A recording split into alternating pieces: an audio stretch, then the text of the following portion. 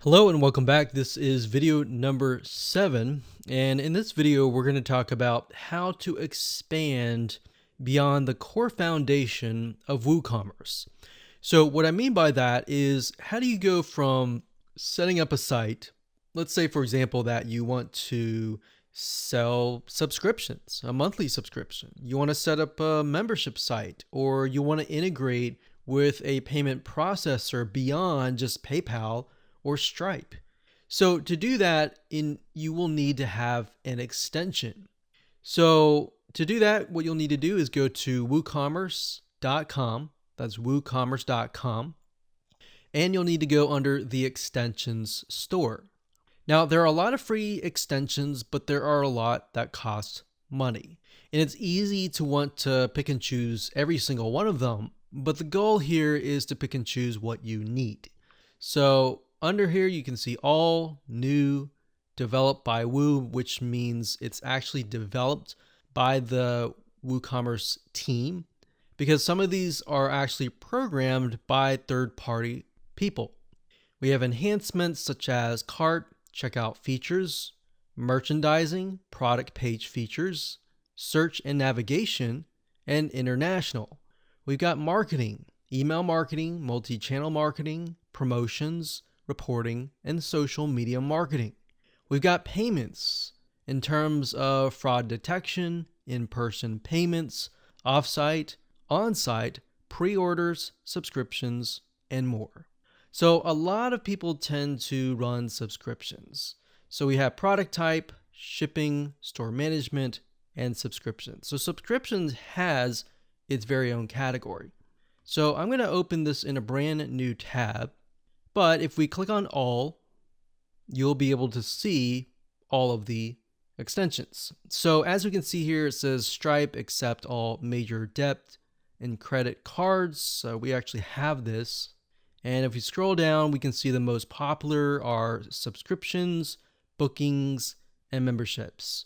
Now, you won't really need bookings unless you have a business model that takes in bookings, such as appointments, reservations, and more. Now, if we scroll down, we have things like Facebook. We've got Amazon Pay as a payment processor, Square, PayFast as different payment processors. We've got reporting like Google Analytics. We've got ShipStation, which is a type of software that allows you to ship out physical products and automate that whole process. So if you're dealing with physical products, you could do that. We have MailChimp. So as you can see here, there are a lot of different extensions that you can buy, but the goal here is not to get lost into them, but to figure out what you really need. So if we're trying to set up a subscription, what I would do is up at the top, I would type in subscription. Now, there is already a category over here on subscriptions, but I just want to show you as an example, if you do a search, you'll get an idea of what extensions actually relate to what you want. So you can enter a different keyword that fits you.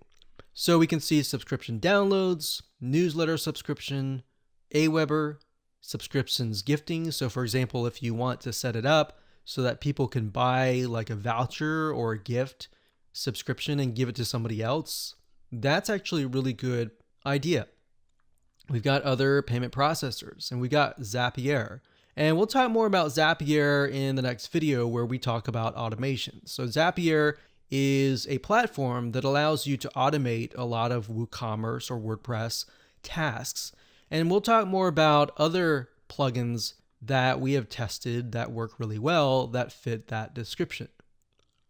So the goal here is to figure out, what I would do is go through here, figure out exactly what you need, write it down, and then look at it and ask yourself, do you really need these items? Because it's really easy, as I said, to get lost in them and try to buy 10 or even 20 different extensions. So start with the basics and then branch off from there. Now, if you go under marketing, this will actually help you expand your business in terms of marketing, like social, and it'll help you get more traffic back to your e-commerce site. Now, you can also find other WooCommerce extensions if you go to google.com and search for that. But what I would say is to try to stick with the ones here first before you try other extensions. And mainly because WooCommerce and their team, they do a really good job in terms of vetting and trying to figure out what extensions are actually legit and which ones are rated well and provide really good customer service. Because to get embedded into the directory, they're not just going to accept everyone. All right. So that's the point I'm trying to make. And now you know how to expand your business by getting extensions. Let's move on to the next video and talk about WooCommerce automation.